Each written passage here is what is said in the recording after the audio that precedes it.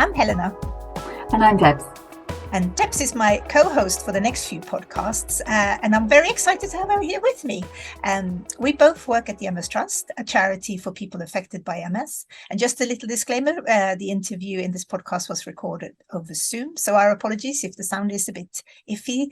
Please do bear with us. I would like to welcome you all, and Debs, to the MS Trust podcast, Multiple Sclerosis, Breaking It Down. This time we'll be talking about sex and MS in particular, sexual problems for men or those with male sexual organs who live with MS. And if you're feeling that this doesn't apply to you, then we want you to make you aware that this is part 2 of a podcast, and the part 1 was geared towards those with female genitalia, and it's linked in the show notes. At the MS Trust, we have produced content about sex and MS for many years. We've invited experts to talk about it at health conferences, and if there's one thing that we have to learn is that there's tricky subjects about. That's why we've once again invited subject experts Denise, Middleton and Lesley Catterall to answer some of your questions around sex and MS for men. And when we did a call out to speak to someone from the MS community on this topic, we struggled to get anyone that wanted to be on the podcast. It really proves that it's a bit of a tricky subject to talk about. So we're very happy to get a hold of Dom from the MS Guides, who volunteered in the end. Brilliant. Let's listen to your chat with him now, shall we? Today we are here to talk about sex and MS, and in this one we're talking specifically for people with male genitalia or men. And we're excited about this guest because it's someone that we've followed for a while in the MS world. It's Dom from the MS Guide. For you who don't know who he is, I think you should definitely go and check out the videos because he's interviewed an awful lot of interesting people and he's spoken on this topic several times as well. So welcome to the MS Trust podcast, Dom. Hi, Helena, and thank you for having me. And thanks for the introduction. That was very, very kind. Now, you're normally used to hosting these things, so now you have to be the guest instead. We'll see if we can keep to our roles on this one, shall we? I'll try to behave, yeah. Could you start, for people who don't know who you are, by introducing yourself? Hi. My name is Dominic. I've had MS for 28 years. Some people think I'm a fitness fanatic, but I just, to me, like to keep in shape. For my MS. I've had 5 DMTs now. I've just finished my first round of Lemtrada. Didn't know what to do. I went to university when I was 45. I'm no longer 45, but I did an undergraduate and then I did an MSc, and I was sort of casting around wondering what to do, and it was a classic when your life turns left, because I've worked in consulting and technology. And somebody who many people will know, called Aaron Boster, who I happen to know, talked me into starting a YouTube channel, and I will never let him off the hook for this because I didn't know what I was doing. I still don't feel like I do, but it's my aim just to talk one patient me to other patients or experts, or frankly help out. So you say you've had MS for a while. Do you want to talk us through, because your diagnosis must have been quite different back I was going to say that long ago from what it is nowadays when people get diagnosed? I'll give you in a nutshell. It was 1994. I decided I was a bit overweight, which I was, and I went out for a run. I lived in Windsor, running down the long mile up to the castle, and I looked at my feet and it felt like I'd stuck my fingers in the mains, and it was just the most extraordinary feeling. No pain, but incredibly electrical. And this happened a few times, and then having a barbecue at our house, and my then girlfriend worked in clinical research. One of her friends was a doctor, and I said, Charlotte, I don't want to bother you, but this is just really weird. And I told her, and she now tells me she thought immediately, oh God, it's MS. But she's a neurologist and just remembered it from her training and said, go see your GP.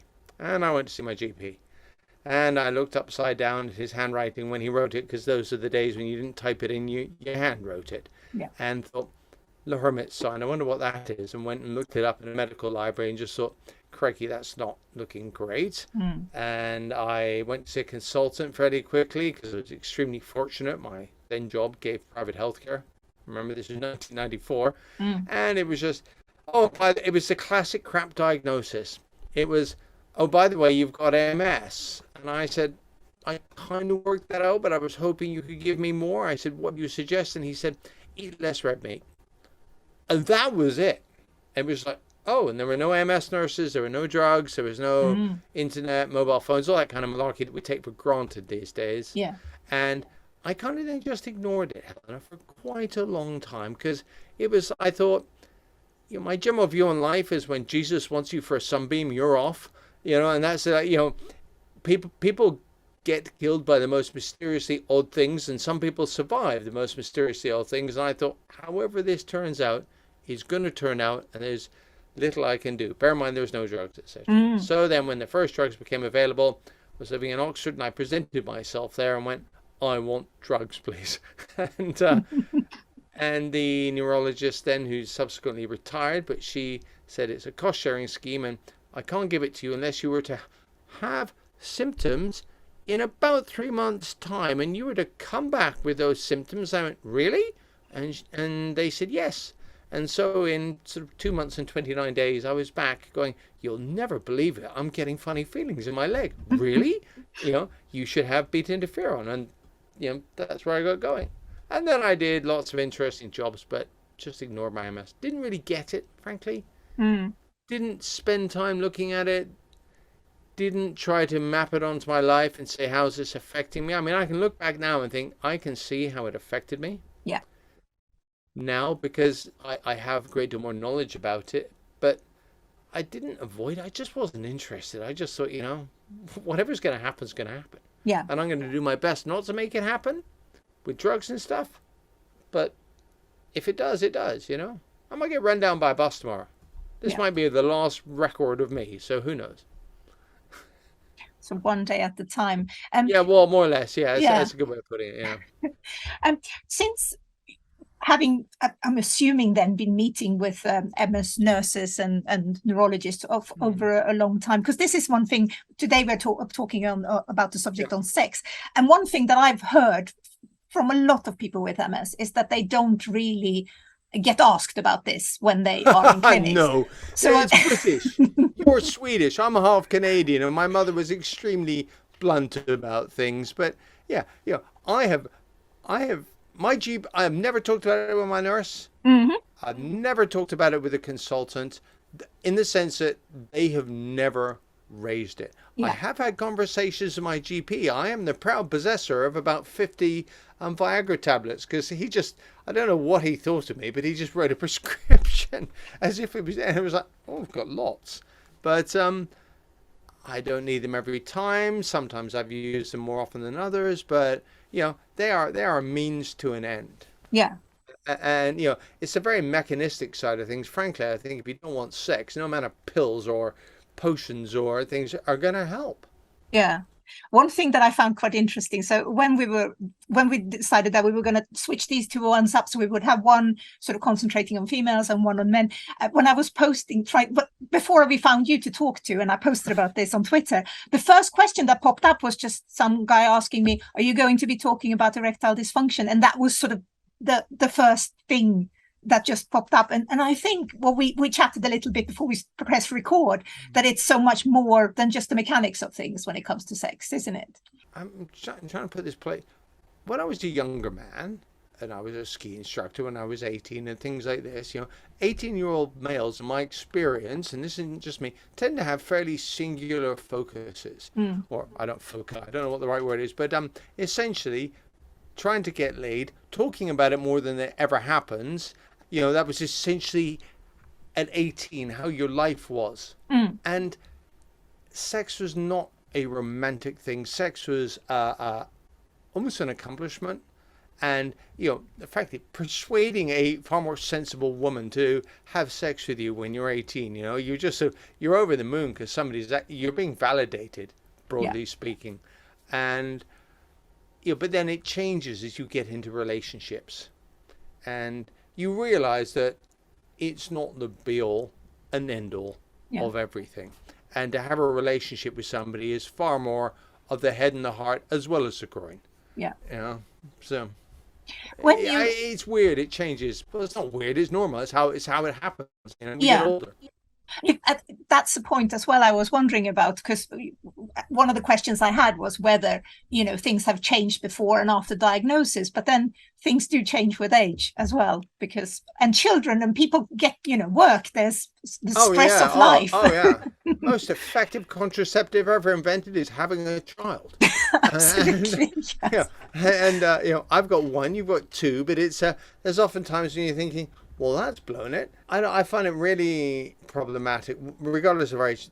The Brits do not like to talk about sex broadly. I mean, I would have imagined that it would have been a good thing if the doctors and nurses said, look, this isn't everyone's favorite topic, but I really want to ask just in case. And Yeah. I was speaking to Aaron Boster about this. We did a video a while ago, and he said he's way into it as a doctor. As he starts asking about bladder and bowel problems, he said, and then that can kind of, to me, that's just clever diagnosis type stuff, Yeah. or, I mean, I've had some clever, not in a tricky sense, but I've had some clever clinicians talk about other things, and I've ended up with stuff where we've ended up on a different topic, and Yeah. with hindsight, you realize it's where they thought they ought to go. Yeah.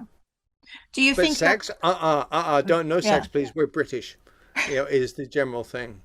Because one of the things that I know, I've been attended to the MS Trust conference a few years when they were talking about sex, and there was the speaker, she was saying to the MS nurses, you do need to ask, you just need to have like a list and ask, how's fatigue, how's mobility, how's the bladder, and have you got any sexual issues, and just like make it a part of I'm the a chat salesman, without and to me, I'm a salesman at heart, and to me, that kind of question, not have you got any sexual issues, because then you just close it up by going no.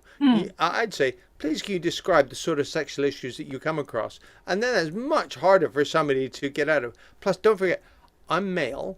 I'm only about roughly 1/3 of the MS population. The vast majority of MS nurses are female. Yeah. And if we scroll back and say I was 24 when I was diagnosed, would I want to be talking about my sex life or issues I may be having with an older woman who would generally, it would be an older woman. And I'm making generalizations here, because my last MS nurse was a guy before he retired, but it's much harder when you're asked to describe the issues that you're having rather than are you having any issues or not? Yeah. Because I can just shut down the conversation and go, nope.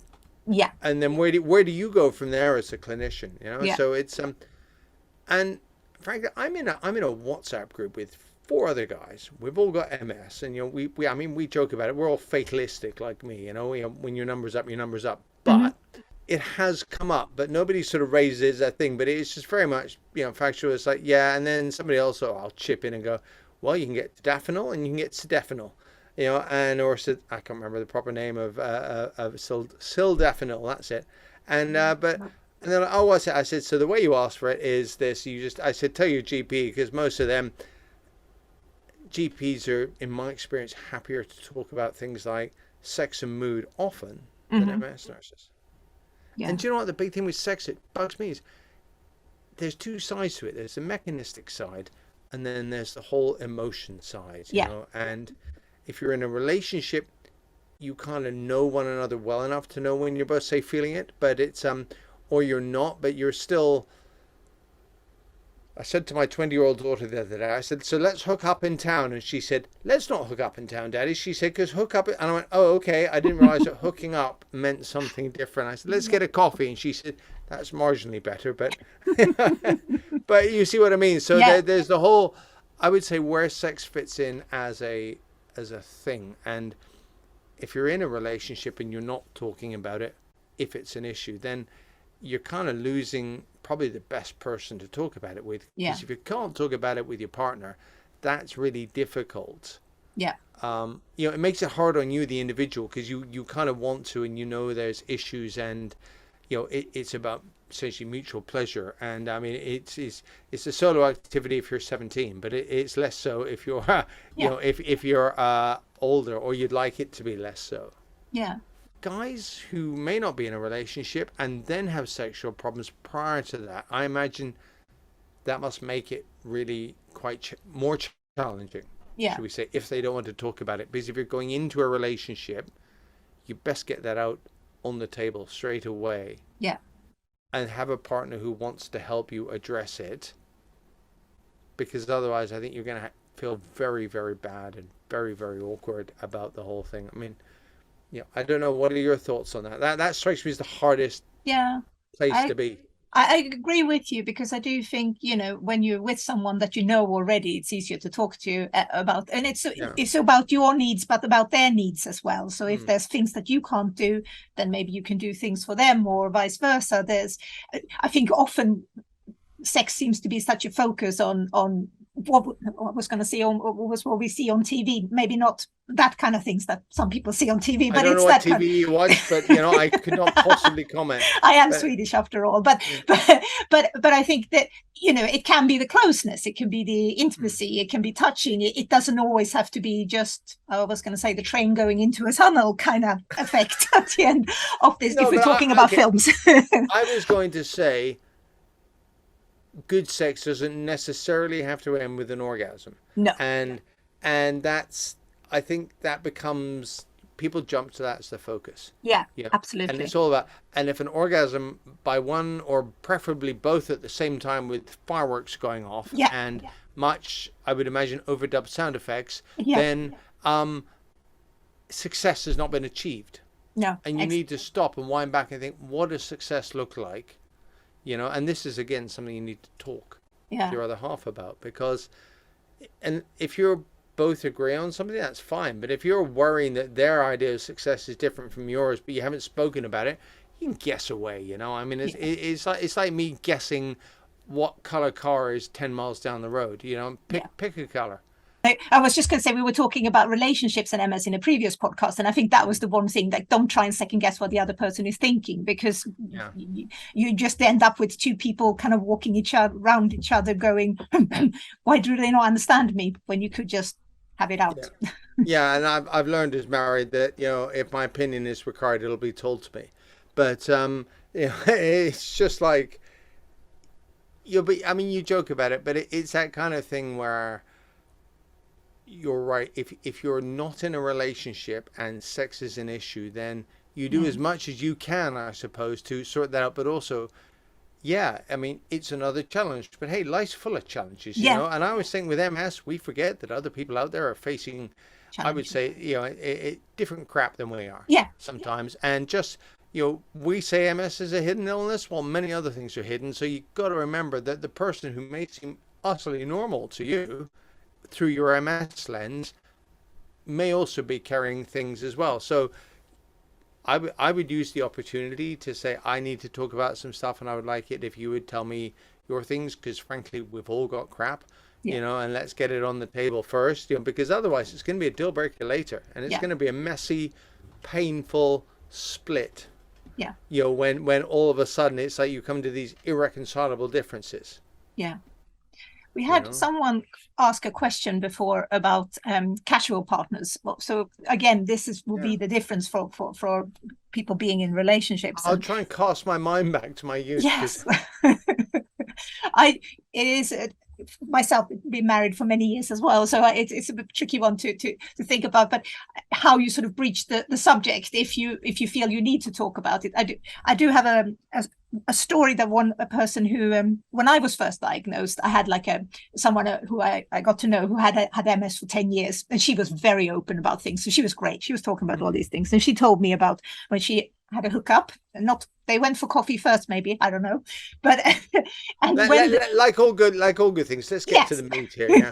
When they were having sex or trying to, and then afterwards, when she stood up off the bed, she got very tired from the whole thing.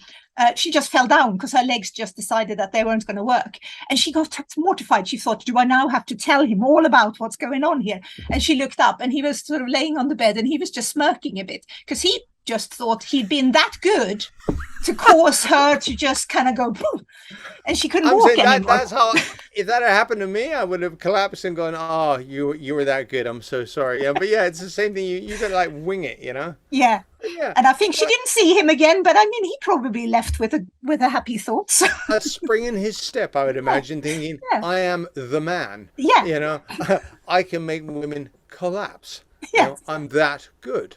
But it's just, but the thing is, so she's mortified, but I think the lesson from that is, don't immediately jump to, I mean, the amount of times I've got through other stuff in my life purely by bluffing, because you thought, let's just hold tight for a sec, and then something comes out and you're thinking, oh gosh, oh, they haven't actually spotted what I know to be true. Is that I was giving a lecture once. I was working, and it was in Tel Aviv. It was in Israel, believe it or not.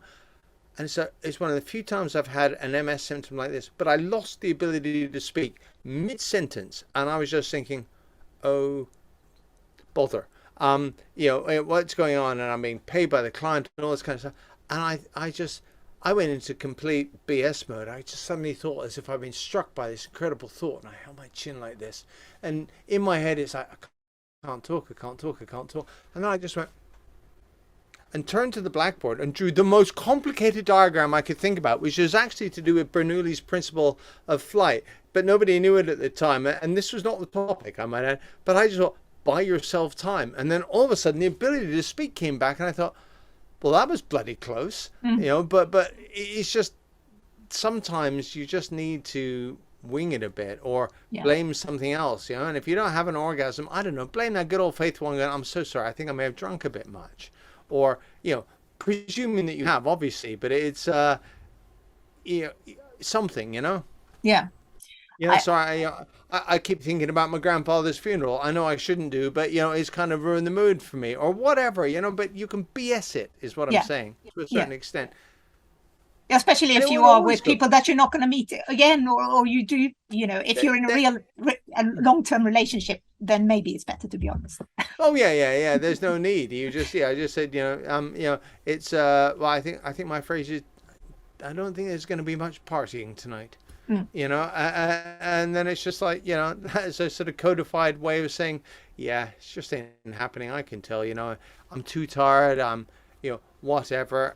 It's really hard. I'm really struggled to think, what would I say to somebody? Let's say a young MS, or me when I was 24 came to me now and said, I can't get it up. I think I'd still be slightly flippant and say, don't worry, it won't be like this all the time. Go to the doctor, get some help, but also, choose your moments and bluff your way out of the ones that don't work. Yeah.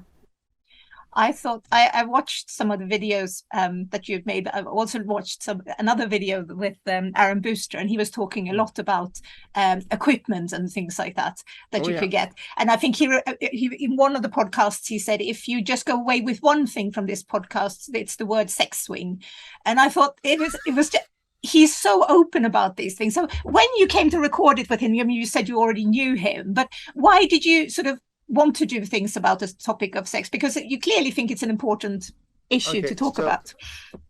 Yeah, but it's a part of life, and to try to put, look, you and I got here through one. Okay, so we share a couple things in common, if nothing else. We're both going to die. Okay, that sounds morbid, but we were both here as a product of two other people having sex.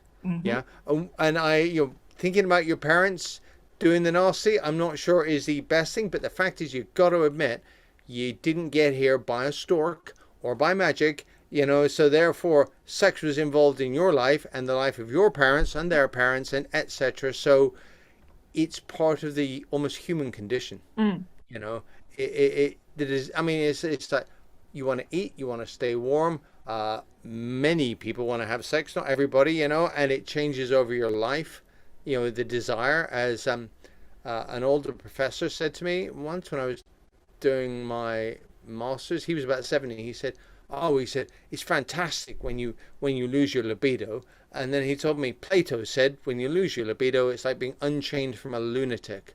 And I thought, yep, I can see that, because it's when I was younger, we used to refer to it as the little head thinking for the big one. You didn't always make your best decisions when you were driven to have sex. But the fact is, that's what I mean. It's there. It's a drive with most people. And even if that drive goes away, you had it once. And you kind of think, is it a bit soon? Yeah. But I know you and I, but it's just like, geez, it's how to help people. What do they want? What would be most useful to somebody? Because as you and I both know, so you got me on this podcast because I said, yeah, fine, I'm more than happy. And I spoke to some people, you spoke to some people, but there was a huge amount of reluctance, which is sad, because it's a thing. Yeah. And it's a thing that's affected by MS, like knowingly, when your bladder and bowel and things like that are affected by MS. And frankly, the mechanistic side, I did another one with Aaron Bosworth the other day for another company, and we didn't get on to sex swings, but he was talking about mains powered vibrators for men as well. And the Hitachi Magic Wand, which I haven't had to. I mean, with this current energy crisis, I can't imagine wanting to plug something like that in. I think it'd cost you a lot of money. But there's ways around a lot of it. But the ways around the head stuff, it's got to come from you. You just, and like a lot of things, you're talking. Yeah. And I think when you listen to people like Aaron talking about it so openly, yes, I heard another one. It was, I think, in the same one he mentioned the swing. He was talking about this vibrator for men to use if you don't have any sensation. And I thought it was just the way that he delivered it was so matter of factly. It wasn't like an issue. It wasn't. And when you listen to it, then it's like, oh, okay, because I feel like when people are nervous to start with, it's like that, sit down and talk to your children about it, and you go, ooh, in some families where they really don't want to be having the discussion. I feel my mum was very matter of fact. She was a teacher in Sweden, so it was very much, there wasn't much, it was pretty much like getting the textbook out and going, look at this diagram here. Yeah, no. It was like my mother. We were sat down and told what was going to happen, and you were going to listen and you weren't going to smirk. So of course, having two brothers, the first thing we were trying to do is make each other laugh, but it was just, but do you know what? The thing Aaron talked about, taking this gigantic Hitachi Magic Wand, he said, and you apply it to the bottom of your testicles, and all I could think about was, how the hell do you do that and have sex at the same time? There's all sorts of logistical issues here. So it's very easy to say, but I wasn't thinking about anything that are dirty. I was just thinking, that sounds like it's going to be literally a handful to try and get to achieve that whilst having intercourse. Yeah. What do you think about, because when we hear about these type of tools and things like that, as soon as you would go and do a Google search on things like that, you would get, oh, safety filter is on, or don't look at this. One of my colleagues, when she was writing the sex book at work, she couldn't even do the searches because they were blocked. So she had to go home and do it on her phone in order to do the searches. I mean, when we're always being told that this is dirty, this is, is it, do you reckon it's what can we do about that? Yeah, I think societally the attitude is also, I get the idea of having a filter so that your kids don't jump on and at the tender age of 10 start watching hardcore pornography, because it's probably a shade soon. Yes. I also think it's utterly naive to think that your children would never be exposed to this, and you may not want to sit down and watch a film with them, but certainly to, when it's appropriate, address the fact that there is this entire stylized output which is really working on the fact that many people are repressed, and it relies on people wanting to sort of hide and be a bit dirty about all this and everything. So yeah, it's not a billboard thing. It's in the why don't you walk around naked? Well, the shame that you create, actually, it's for other people to a certain extent, and for me it's a practical thing. It's blinking cold, I imagine, to certain times of the year, but it's just if somebody said, well, I'd had an accident and they cut all my bicycle gear off, and they go, oh, you must have felt terrible, they could see you, and I'm going, like I could care less. Who sees my junk when I've broken my femur? I have zero interest. I don't care if they paraded the entire medical staff past, to point and laugh. Just not interested. My femur's broken, and you suddenly realize how your whole viewpoint on things changes. Yeah. And you kind of got to ask yourself that, and be a bit reflective, I suppose, about why do you think what you think. Yeah. You make me laugh. So for my undergraduate, I ended up studying lone actor terrorist radicalization, and came to the rapid conclusion that if I didn't want special branch or their associated people kicking down the door of home, there were certain searches I was going to do on the university network. Because like how to make a bomb, or how bomb, all this kind of stuff, and you're thinking, that's just going to trigger somebody somewhere. That I've gone rogue, and I haven't. I'm just trying to find out about this from a purely technical point of view. But you're right. How do you find out about stuff? I would say you start with people like you mentioned, Aaron. you know, he's one of the few doctors I find actually who talks what I would say, like a human being about it, and less like an academic or clinician, Yeah. And it's I think it's really difficult. Most doctors, I think he's the exception to the rule, but I think many doctors, they would feel, certainly in this country as well, that you were sort of having a nudge, wink, Yeah. shagging conversation, or wanting Yeah. to, when you're not, but frankly, I think most people want to get over and done with. But you want to go away with the right advice, and it takes time. It's not a topic that is nailed off in your 8-minute consultation. No, exactly. This is another issue, is having the nurses who have the appropriate training, then have the required amount of time, because this is not a topic that you want to throw over your shoulders. You're leaving the consulting room, or have them go, by the way, you haven't answered the list yet, are you any good at shagging, as you leave, because it's just, Yeah. I'm being facetious, but yeah, obviously speaking of the MS Trust and what you do for nurses and everything, Yeah. but it's just, and it's mostly a nurse-led thing, or should be a nurse-led thing. Yeah. Should be. Mm. I'd rather talk to my male GP than my female MS nurse, and I've known her 25 years. I like her, but I don't think she really wants to think about the intricate details of Dom trying to do the business. So would your advice then be, if you are feeling a bit uncomfortable with UMS nurse for whatever reason, to sort of find I mean, it doesn't necessarily need to be a male GP, but if you just feel that there's a doctor there that you can... No, but I'll tell you where the MS nurses are good, and where I would ask an MS nurse is say, look, and this is where, again, I think the MS nurses need to be sensitive, and possibly, especially with guys, take the lead. If it's a female nurse, and say, look, I don't think this is the kind of topic. I can't imagine you'd want to be talking about it with me. However, I just want you to know that there's some other males, maybe not too old either, because, it's not a rule that you have to be old to be a doctor, but it's just, and it might be somebody in urology, for example. The NHS is so dreadfully siloed, Does oncology speak to neurology, speak to urology? Only when you sort of put them in a room and it's almost like knock their heads together and go, right, the three of you chat.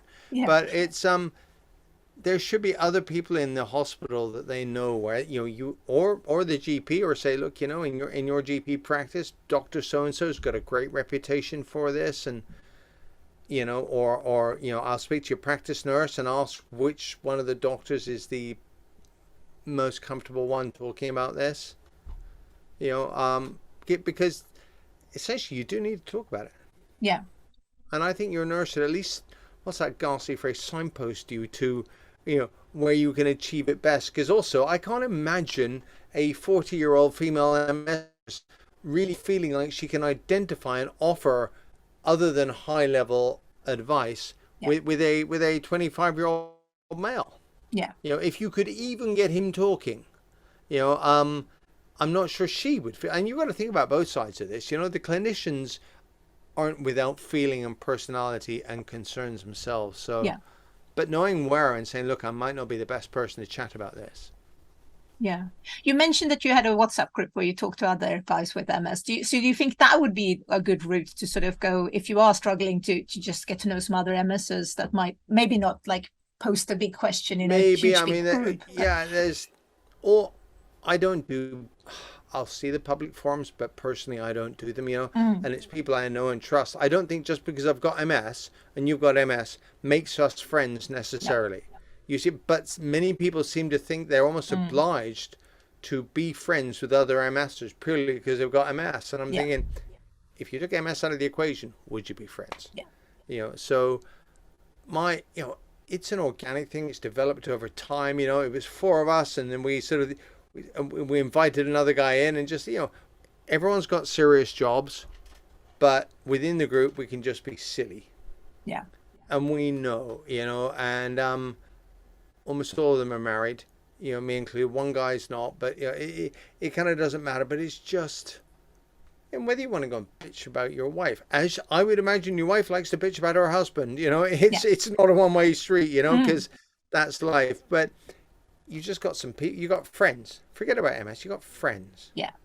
And my oldest friend doesn't have MS, but I'm know that I could sit there and after he just gave me a hard time because we're mates, and just went, really? Is it that bad? Are you less of a man? But he wouldn't actually mean it, and it would be that British banter, but then it would be, if he had something to offer, he would. So I don't know. Do you think also when people are talking about sex, being that kind of view that we've said before about it being fireworks and things like that, that it almost becomes a bit like you're supposed to have sex this many times, you're supposed to eat your vegetables, you're supposed to do this and that, and if you're not, you're failing a bit. I think you're absolutely correct, and there is no doubt that the access to pornography is so much greater. As one of my friends who's a psychology professor said, he said they're all shaved, everything from the neck down now. He said they've seen it on this, he said, and there's not a thing. And I just think, geez, that sounds like hard work to maintain it. And I'm sort of quite lazy at heart, and frankly, if somebody does want to take me as I am at this stage of my life, it sucks to be them. But I'm not going to. And I had an ad pop up in my feed for manscaping, and you're just going, yeah, that's a lot of work. It's a lot of work. Because my experience is shaving every morning is a lot of work, and I get stubble there, so why not? But sex has become quite a commodified thing, Say on the note on porn, actually, Roxy, who did this for the female and sex, but she was saying about, we were talking about the two sort of aspects of this, like it can being disabled could be fetishized, but it can also be very desexualized. And when it came to sort of things like pornography, but then also that people sort of does think that, but why would you have sex? You have a disability. And it's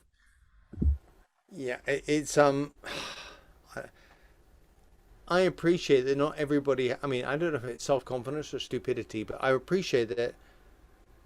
And you know what it's like when you're younger, the anxiety about how you look and how you are and how you perform or think you ought to perform and all this kind of stuff, I mean, when I lost my virginity, I was so goddamn grateful. There was no thoughts of performance then, but I would say you get into your 20s and think, well, you got to be good at this, and I want to lick my eyebrows and breathe through my ears, and I want people to see me coming, and so to speak, and but it's just like and then you kind of shed the bravado. I mean, I can laugh with the bravado thing now, but it doesn't actually mean anything, but there is, with a certain age group and also intelligence and education level,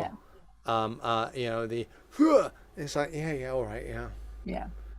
Well, I gave her one. Did you? Is that how she'd describe it? Yeah. That's always my thing, is like, and she'd say the same about it, would she? Mm-hmm. Or did she just end up disappointed faking it? Falling over and leaving the room. Well, I do like that. The guy lying there going, I am that good. My last question would be, have you got any tips for others how to start those conversations about sexual problems in MS? We've mentioned a few things, but if there would be just like the one advice. The one advice, I'm going to be boring and say this: remember how you got here. Yeah, sex created you, sex created your parents, your grandparents, all down the line. Yeah, if you think sex is something that shouldn't be discussed, sex is everywhere. And so if you want to do anything about sex, and we are presuming that people want to have sex, which you don't always want to half the time, but it's then don't be afraid to talk about it, because if anybody else is awkward, remember that's their issue. Yeah. And find somebody else. If somebody else is hard to talk to, be it a nurse or a partner or whatever, find someone else. If it's that bad, it's probably not a good relationship, whether it's medical or personal. So that's brilliant. Thank you so much for chatting to us today, and be sure to check out Dom's videos. You can see the link on the background there. We'll pop it in the show notes as well. There's that, but I would also say I try really hard to link to all these other good resources, because I don't, I'm not the sole arbiter of good information. I just want people talking to people about stuff. Yeah, so it's I think you guys are a brilliant resource, and everybody's striving to get you the best information. Yeah. And just don't believe crap on the internet. Stick to your credible sources and talk about it. Thank you so much. We'll chat hopefully to you some other time. It's my pleasure. Yeah, I'd be delighted. All right, Helen, I'll see you soon. Now, if this was a commercial podcast, here's where there usually would be an ad break. But as we're a charity, we don't do that. So instead, we'd like to tell you all about some of the resources we have about sex and MS. And if this episode has left you wanting to find out more about how MS can affect your sex life, our website has some useful resources. Head over to the A to Z of MS and click on the letter S to read about sexual problems for men with MS and sexual problems for women with MS. We've also got an Ask the Expert interview with our very own Denise and Lesley, and the MS Trust online shop has some free publications available on sex and MS as well. So however you want to take in your information, there's an option for you. And on that topic of Denise and Lesley, let's now hear what they had to say when you spoke to them, Helena.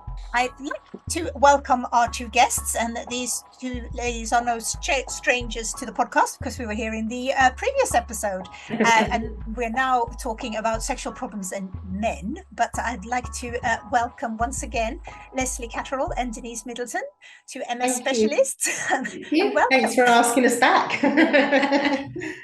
Right, shall we sort of get into it straight away? As we've discussed in the previous one, we spoke a lot about why sexual problems can happen in women. And I guess those kind of technical parts of when it comes to what the brain controls is not that much difference for men. So why sexual problems? Should we talk about it in here in case people didn't listen to the first podcast as well? Yes, definitely. So, of course, sexual problems can happen in men just like they can in women. And as we said previously, we kind of classify it as primary, secondary and tertiary. So primary causes tend to be as a direct result of the MS itself. So the inflammatory process, the lesions in the brain and the spinal cord can affect sexual response. They can affect intimate feelings, physical arousal, orgasm, all of that kind of physical stuff related to sex. And then the secondary effects are kind of non-sexual MS symptoms like bladder, bowel issues, spasticity, fatigue, that can affect sexual response and the act of sex itself. And then tertiary, which is like the psychological, emotional and the social aspects of living with MS. So it's exactly the same for men and women. Yeah. And how common are sexual problems in MS for people with sort of male genitalia? Again, the kind of reported percentages are a little bit unclear, and we still think it is a little bit underreported. Up to 90% of men with MS report sexual difficulties, between 50 and 90%, which is quite high. I think that's quite high. But you have to consider the general population as well. So people without MS, up to 43% of men report sexual difficulties without MS. So that's quite a lot of men in the population generally. And around 70% of men with MS report relationship difficulties and have a higher prevalence of pain, fatigue, and also kind of anxiety and depression. So that kind of correlates and goes hand in hand sometimes. And we spoke quite a lot about this in the past, and about when you go to your appointments and when you go to see your MS nurse. Do you sort of routinely ask male patients if MS is affecting their sex life in the same way that you would about other symptoms? I mean, because Denise and I both feel comfortable discussing sexual issues, we would ask that routinely as part of our routine assessment, and whether male or female, we would ask the same question. I tend to link it when we were asking about bladder and bowels, just to say, thinking, do you have any problems with intimacy or sexual difficulties? So yeah, we always routinely ask that question. So can we talk about some of the issues that may occur? I mean, people talk a lot about things like erectile dysfunction, but there are other bits that can sort of go wrong. I think erectile difficulties are the most obvious for men because it's kind of there and obvious. Yeah. And probably about 70% of men report problems with either achieving or maintaining an adequate erection. Yeah. But equally, around 50% of men can experience problems with ejaculating and climax. orgasm. Probably a little bit more unknown is that men can often experience difficulties with decreased or reduced absent sexual desire and libido. And I think that's probably something that men don't often talk about. And another issue that men can experience is decreased sensation or altered sensation in the genital area. So they're the kind of typical issues that people mention when we ask the question, or if they're bringing up the subject, often it's around erectile difficulties. That's the kind of commonest. Yeah. And from what those issues that you would describe there, what can be done about them? So for erectile dysfunction, which is quite obvious, and men, it's quite obvious if men are having trouble achieving or sustaining an erection. I think it's sometimes easier for healthcare professionals to ask men, because there are widely known medical treatments available. So there are a group of medications called PDE5 inhibitors, and PDE5 is an enzyme which controls the blood flow into the penis, so it allows the penis to become erect. There are lots of myths surrounding these medications, in that you can just pop a pill and get an erection instantly, but that isn't the case. Men still need to be aroused and have some stimulation. So it's not a miracle cure, but it certainly helps. Obviously, you've heard of Viagra. That's the little blue pill that there was lots of jokes and innuendos about. You can now buy Viagra over the counter, and that does come at a very low dose, so 25 milligrams. And we know from our experience that patients with MS tend to need a higher dose.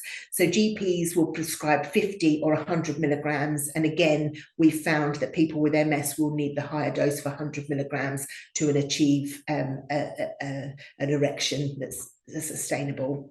I think the other thing is for men not to be despondent if Viagra doesn't work for them, because some male patients might find that that's not the drug for them. There are other drugs, and there is Cialis, Levitra, and Stendra.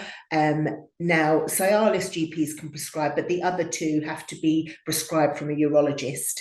So if you find that Viagra and Cialis doesn't work for you, then you can ask your GP to refer you to your local hospital to see a urologist in an andrology clinic. If medication doesn't work, because obviously these medications come with side effects, I mean, the biggest one is headache, and lots of men don't like that, then there are other devices and medications. So there is a drug called alprostadil, which comes as an injection, commonly called Cavaject, where men inject that into the shaft of the penis to again increase the blood flow. Or it comes as a pellet form called Muse, that men insert into the urethra in the penis, and that allows again for blood flow to flow into the penis, and it gives a good erection, hopefully. If men don't like that, or that doesn't work for them, there are mechanical devices, a vacuum device where they use a suction to draw the blood flow into the penis, and then they use a ring to keep the blood flow there. The alprostadil and the vacuum devices sort of have a lifespan of about 30 minutes. So also some erection problems may be due to psychological causes. So maybe some psychosexual counselling might be helpful as well. So there are lots of things that can be tried. Considered, yeah. The other thing is that, to remember that not all erectile difficulties may be associated with the MS itself. So, we need to consider things like lifestyle, such as drinking too much alcohol, taking drugs, obesity, smoking, side effects of medication, such as antidepressants or antispasmodic drugs, depression and anxiety, as Lesley said, around psychological causes. So there are other issues that can have an effect on erections. But always talking to somebody is a really good place to start. Yeah. The best thing that anybody can do to try to manage their erectile dysfunction is start by talking to someone who they feel is going to listen and be compassionate about helping them, really. Because there's a lot of stigma that comes, I Mm. think, for men having erectile problems. Yeah. So I think just opening up and talking about it can be, lots of prejudice. yeah. And certainly when you're giving the stats there, that how many people are actually reporting it, surely should really make people feel like, well, if it's that many people, and there are probably lots more that aren't being reported, that actually you should really be able to speak up about this, because you're certainly not alone. Yeah, No. and even in the general population, and you know, just like now, Davina McCall is campaigning for HRT and menopausal issues. There should be someone out there campaigning for, you know, erectile difficulties for men. I mean, you see the Viagra and the sildenafil adverts on the TV, so it is more in social media. It's becoming a little bit more socially acceptable, but it is still. I think some men find it's embarrassing to admit to. And it's interesting because there seems to be a lot of tools and a lot of medication out there to try. So it's not like you just try Viagra and it's not working, and that's you know, that's it. But there seem to be a lot of ways to actually to try and make it work. So it feels like you should definitely open up the discussion there to get some help. You mentioned decreased libido and also problem with the ejaculation. I mean, I suppose if you're trying for a baby, is there any help that could be done for that? So kind of difficulties with ejaculation is hard to manage and improve with medication. There isn't really any medication that can help that, and it's quite complicated. Ejaculation and orgasm are a more complicated process than just genital or erectile arousal, and it's difficult to achieve ejaculation and orgasm without those connections between the spinal cord and the brain, which are caused by the damage from MS. So that is a problem that isn't really treatable, as I say, with medication. For men starting a family, if they're having ejaculatory problems, obviously that's difficult to help with fertility, and I think it's very common for men with MS to have delayed ejaculation. So again, talking to somebody, and because it can be, as Denise mentioned earlier, a combination of any medications they might be on, or being anxious, depressed, and even some anxiety about their performance. So again, psychosexual therapy can be very helpful. The medication can help with maintaining an erection for longer, and so can the Muse and the Cavaject. What's the lifespan? It's about 50 minutes, isn't it? 30 to 50 minutes for the PD.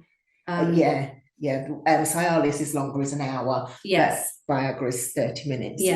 And that there's been some research studies, not relating to MS, but looking at different nationalities, the kind of length of time to ejaculate, which is about 5.5 minutes, was it? That's the average.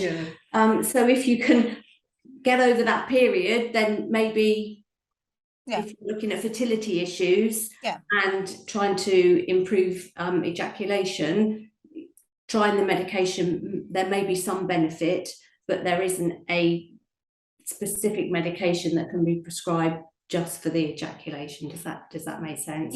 It's just a little bit complicated, isn't it? And I suppose what you mentioned there about certain medication that can cause issues as well. So we say antidepressants. Are there any other MS sort of related drugs that are known to cause any issues with ejaculation? So antispasmodics as well can cause ejaculatory problems, which, as we know, many of our patients that are experiencing spasticity can be taking. So things like baclofen, tizanidine.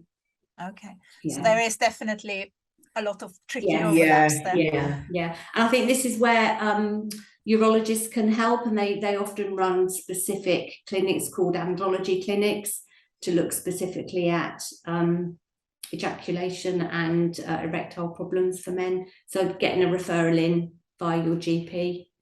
And again, delayed ejaculation, 50% of men experience that, and half of men's sexual experiences, they can have a problem with delayed ejaculation. So it's quite common, but of course, it's like everything. The more anxious you become about it happening, the more it's going to happen, and it has like a snowball effect. It's a tricky one to know how to deal with that, isn't it? Because Definitely. it's like when people say, "Oh, you just need to relax and not think about it," and then you're just thinking about that one thing you're not supposed to think about. Yeah. We had some questions from some people that when we was talking that we were going to record this podcast. Is it okay if I throw some at you? Yeah. Fire away. So this person says, "Hi, I was diagnosed with active RRMS and I've been admitted to hospital 3 times since diagnosis, and with 3 relapses, and one which included a hospital stay over 10 weeks. So quite heavy going there. On the subject of sex, I've lost the feeling in my penis. I do not feel when I'm having a wee, even though I still need. I can feel like I need to have a wee, and I have bladder control. Obviously, the loss of feeling in my penis is causing issues with climax, ejaculation, which in turn has an effect on both sides of the relationships. Is there anything that I can do about it?" I think, well, we sort of answered that question. With ejaculation, it can be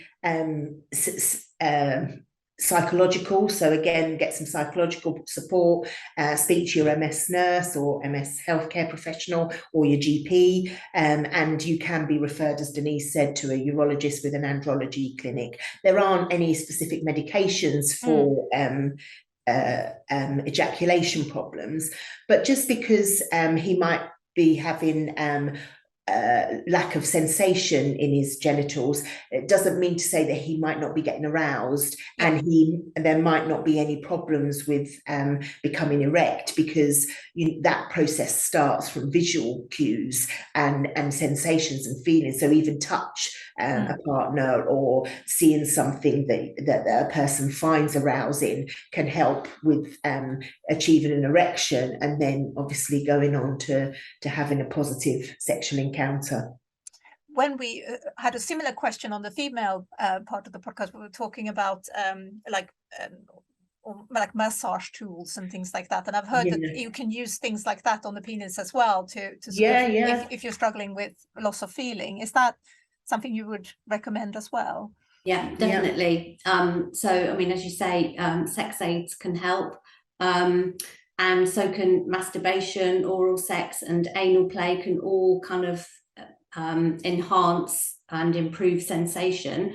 But there's also quite a few companies that make products, that lubricating products, which are specifically designed to help give a tingling or warming sensation that may help to stimulate the genitals. So it's worth somebody trying a different type of lube as well, and experimenting with those. Just to kind of see what other sensations they find pleasurable. And it doesn't even have to be expensive, is it? You can try different things like ice cubes for that sensation, or feathers or silk material. You know, just trying all different things in the house can help. What are you thinking? In the house? Well, years ago they used to use toothpaste because of the tingling sensation. Oh yeah. Yes. I didn't mean it didn't have to be expensive, going on expensive websites. And I guess you could have a bit of fun while you're exploring it as well. Exactly. Yeah. Experiment, see what works, what feels nice. For yourself, for your partner.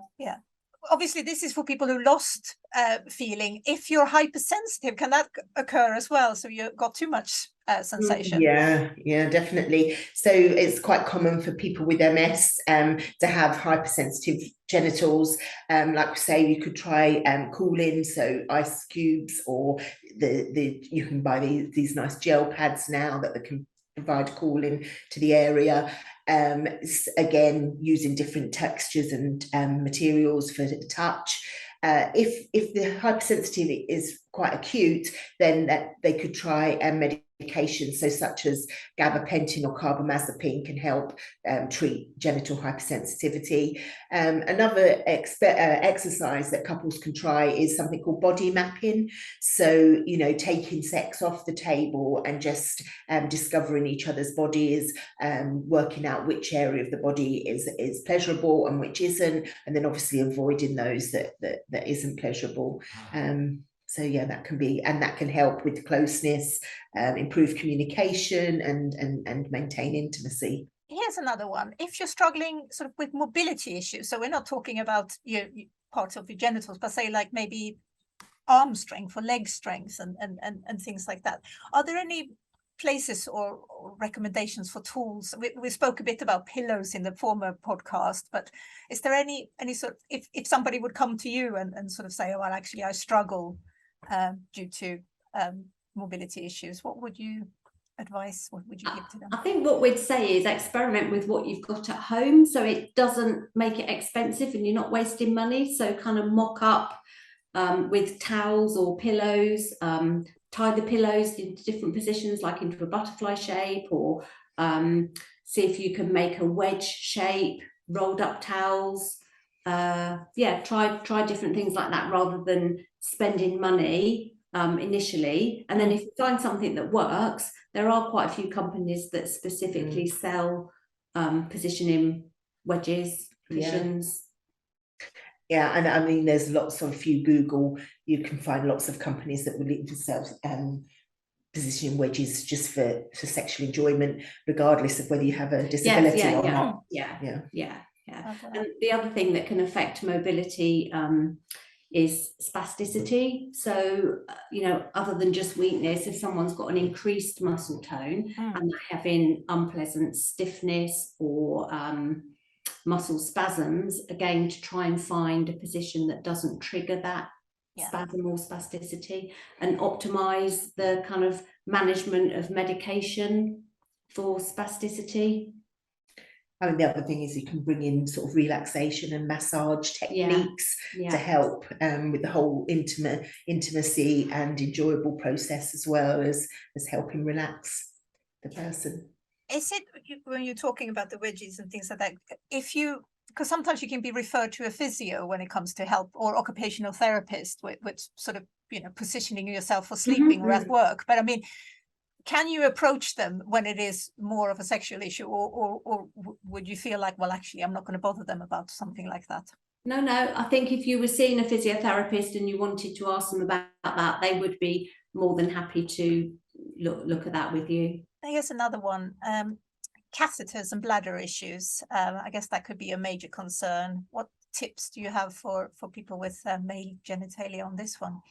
So I think as with anyone having bladder issues, it's always worth addressing those and making sure that the issues are sorted. If using a catheter is the best way for somebody to manage their bladder, then if someone has good dexterity, then intermittent self-catheterization is a good way of emptying the bladder successfully. And it also allows the bladder to do what it's meant to do, fill and empty. So that's good. And obviously, because you will be emptying your bladder, you can use a catheter before you're going to have intercourse, then or any sexual activity, then that's perfect, having an intermittent catheter. If you did need an indwelling catheter, if you had a suprapubic catheter, that would be the most conducive to an active sex life, because as we said before, it's made with an incision through the abdominal wall into the bladder. If a man has a urethral catheter, they could use a strong condom to put over the catheter and the penis, so that would make that more comfortable for them to have intercourse. And always empty the bladder before any sexual activity, and maybe, like we said, use a discreet towel or something. Or if it is an issue, again, sex in the shower, as long as they're safe, can be quite good fun as well, finding alternatives. If you don't fall over. Yeah, try not to fall over. And I guess that would be the same if you're struggling with bowel problems, to sort of. Yeah, I mean, the thing with bowel problems is that there's many anal irrigation devices now that can help empty the bowel before having any sort of intercourse or any sexual activity. And I think the thing about using the anal irrigation devices is that gives you a lot more confidence. So if you're worried, because if you're worried or distracted that you might have some sort of leakage, either bladder or bowels, that's, you're not going to be, your mind's not going to be on the pleasure that you want to experience, and so that can cause problems with ejaculation and erectile difficulties. So certainly speak to your MS professional and continence service, because anal irrigation devices are very easy to use and allow for a lot more confidence in managing your bowels. I was going to say that actually with the anal irrigation things, I mean, they're not really that different from people who sort of uses douches for anal sex. I mean, quite commonly sort of used within the gay world, but within other worlds, sexual worlds as well. It is really, yeah. So, or the colonic irrigation that people used to pay thousands for. no, it's true, isn't it? So I mean, it's funny because I think people make up in their head that actually say that it's much more difficult than it is, but it's quite commonly used for other things, and it's not really a big issue, is it? No. Once people get into starting to use them. And I think the confidence that people feel from using those, the fact that they can get on and do any activity without worrying that their bowel's going to open unexpectedly is amazing. So definitely speak to somebody about it. Again, bladder and bowel issues with sex are one of the hidden symptoms of MS, and people can find it difficult to open up about. So we touched on this a little bit when we did the previous podcast about planning, and obviously because fatigue can be a big issue, can't it? So if you're very tired, there's as Dom said in the recording that we spoke to him, it's not going to be much party going on. But have you got any sort of tips on how can you actually make this planning of scheduling in sex actually be, I think, sexy? Well, you can make it sexy if you know that. Everyone has difficulties planning their life now. Everyone has really busy lives. So if you're going to plan in having some sexy time or intimate time, then, it can be quite fun to be texting each other throughout the day, only so many hours to go, or, building up the pleasure so that arousal's increasing, allowing time to socialize together. So planning in a date night, making sure that you communicating with each other, talking about what you want and what you find pleasurable, and that can build on the experience.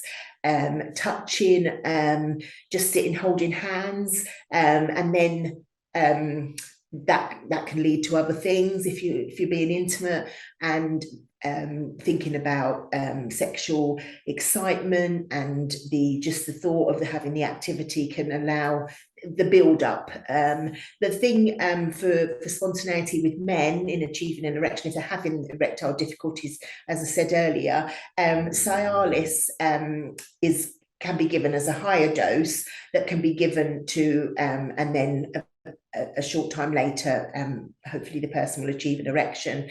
But you can have it prescribed at a lower dose that you take daily, which allows for more spontaneity. So that can be quite reassuring for men, that there is that opportunity. Speaking of communication, I'll have to ask, because this is something that we often talk about. Do you think in general that the topic of sex is harder to talk about for men, or what can MS nurses do to help? Well, I mean, I think in our experience, men often kind of discuss their sexual difficulties more over than women with our patients. That's what I've experienced. I know. Do you experience that? Yeah, I think women will speak about it if prompted, but men will sometimes bring up the subject. That's an interesting one, because like we said a few times that when we post anything about sex and MS, we don't generally get that many comments. But if we do get comments, it generally tends to be from men talking about erectile dysfunction, or if we post something about sex and women, they'll go, "When are you posting about sex and men?" So, but much more men that do comment on these things than women. So so it actually might be a bit of misconception there that men don't talk about it. I think as healthcare, No, go on. I was going to say, as healthcare professionals, I think some healthcare professionals can find it easier to speak to men about it because there are so many strategies and educations available. And they may shy away from asking women because there's not so much of help available. So I think men have got the slight advantage there. Yeah. I think so. And in some studies, when you look at the figures are heavier on the male side. So men are reporting issues more than women in surveys. But is that because men report it more and women underreport it? Or is it because women have less issues? But if you consider that the physical issues are probably concerned and connected around the inflammatory process and the poor connections between the brain, the spinal cord and the genitals, if you like, then the number of people experiencing it shouldn't be any difference. There shouldn't be a gender difference, is what I'm trying to say. So do men report it more and women underreport? Or I don't know, it's difficult, isn't it? I guess hopefully some people will find someone they feel they can talk to. Yeah. And I guess it's also important to sort of point out, because we did this as a female and male, but anyone who sort of feels like they sit in between or they don't conform to one or the other, or people that are trans, I mean, they can all come to MS Nurses and ask questions, can't they? Absolutely. Yeah, definitely. Yeah. And if not, we can't all know all the answers all of the time. But I think having a listening ear and letting our patients talk to us and tell us what their difficulties are, if we can't help them, we'll talk to each other and we'll try and come up with a good way to find somebody who would be able to help them. We'd talk to a neurologist, or it is about opening up that conversation is the first step to getting any support. Yeah. And we have to consider that sex is different for everybody, isn't it, regardless of their sexuality, gender or trans status. It's individual, it's personal to that person. And that's what we were trying very hard when we renew our information about this and when we record this, that we're not just being very sort of heteronormative, we actually include everyone. So obviously if you are a man listening to this, or somebody with male genitalia, doesn't mean that you're necessarily having sex with a female. So not at all. No. So, and it's all but the mechanics will sort of be the same. Absolutely. And you don't have to have sex with somebody. You can be having on your own. And using fantasy is always a good way of allowing you to become aroused and enjoy some intimate time, whether you're with somebody or, like say, on your own. And just because we're two grey-haired old ladies doesn't mean that we don't like, we're happy when our patients come and talk to us about sex, and even more thrilled if we can offer them some support and advice and help. And I think, especially what you've been telling me about how many different things there are out there for even more in this podcast than the previous one for women, that there seem to certainly be a lot of things to get yourself busy with, to try. And that, like we said before, that could necessarily be a bit of a fun thing to do as well, and explore and see, where you end up. Are there any other organizations that we know that could sort of help if you are struggling? Yeah, so like we've said already, ask your GP to refer you to a urologist. There's many hospitals that have an andrology clinic to look at men with sexual difficulties that relate. They provide psychosexual counselling. So if you're having delayed ejaculation, it may be psychological, and you can access support there. I know now many sexual health services, they also offer psychosexual counselling, and they'll accept a self-referral. So if you Google that in your area, you'll be able to find help there.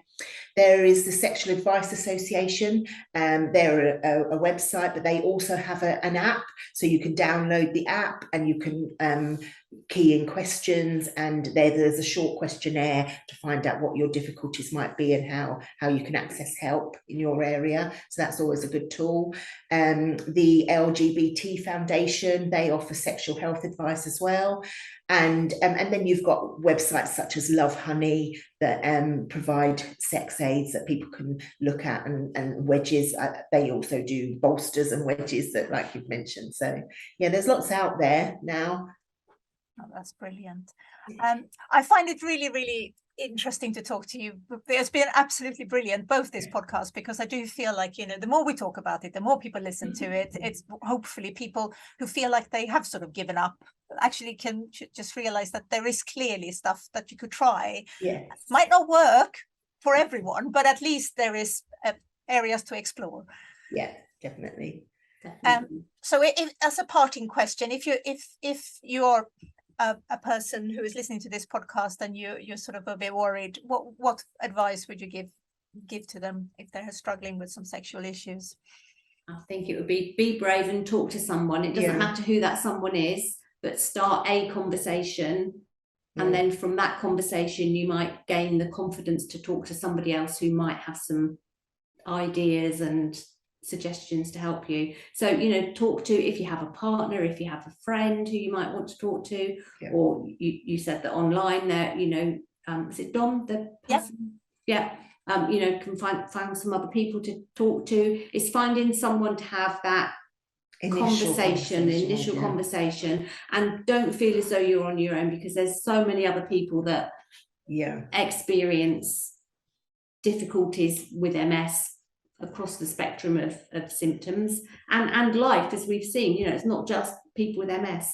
So have that conversation, be brave, and get chatting, and hopefully things will get better with some support from somewhere. Doesn't matter where that support comes from either. Brilliant. Thank you both so much. It's been a delight.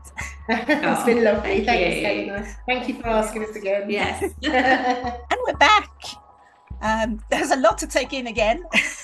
I love speaking to all of our guests, and I was so pleased that we actually did get a hold of someone from the male community, MS community, to talk to, and Dom's very open, so that was great. Yeah, it was so good to hear what he had to say. I think the things that struck me particularly about what he had to say was just he was just so honest about the fact that really it is still a subject, even in 2022, that people don't talk about, and particularly the professionals don't talk about. You know, I know with my own experience of speaking to my own MS nurse, it's not a subject that's very easy to get onto. You really take them there when you're talking about anything within that region of the body, tend to find. And he was quite honest in saying that, you know, in his experience, MS nurses and consultants don't go there, they don't talk about it. So that was interesting to hear. But also his sort of advice as well, I think, about actually maybe using sometimes other topics to take you onto that subject. I think you mentioned about, you know, opening the conversation by perhaps talking about valves, which is perhaps a bit less of a taboo area, as it were, and using that as an opener can be quite useful. So that was quite a good tip, I thought. Yeah, I thought it was quite interesting when I asked Lesley and Denise at the end there about whether they thought that men had more issues or problems to sort of open up and talk about it. And they seem to say that actually they tend to be the one that more bring up the issue, rather than the women had to sort of be asked. But with men, if they have an issue, they do dare to sort of bring it up themselves. And I thought that was interesting, because a lot of the time men get a bit of stick actually of being sort of not talking about these things. And I do feel like when we post about it on social media, generally it tends to be men that sort of do talk about some of the issues that they have. And I mean, obviously things like erectile dysfunction is the one thing that does tend to be talked about, but clearly from the podcast we see that there is a lot of other issues there as well. Yeah, absolutely. Yeah, no, that was really interesting too. I thought the same. And I do feel like also like we're really hearing how many treatment options there are. And I mean, not just sort of medication, but there are tools, and there are talking therapies, and there's a lot of things that can be done. So it really feels like if people listening to this kind of feel like, well, actually this applies to me, there is definitely, you know, time to go and talk to your health professional, and be that your GP or your MS nurse or wherever you want to start. Even, you know, give us a call if you don't know what to do. The MS Trust Inquiry line can certainly answer some questions as well. Absolutely. Yeah, I think that's what struck me too, is that there is so much out there, but it's very much hidden. I think it's behind a door, and we're hopefully providing the key to unlocking that door a little bit through this podcast, and hoping people can actually start to sort of think about what could be there for them.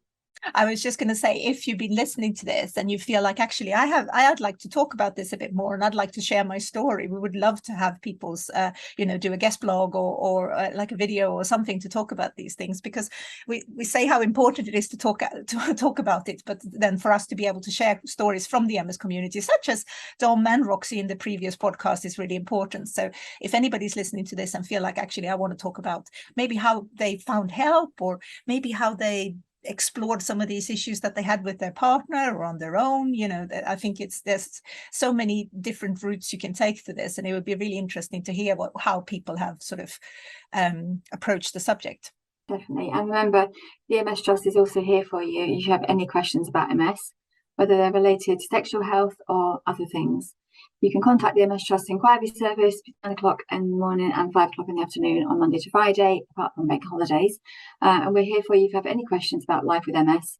Our Inquiry Service team are available on 0800 032 3839, or you can email the team at ask@mstrust.org.uk, and someone will get back to you as soon as possible.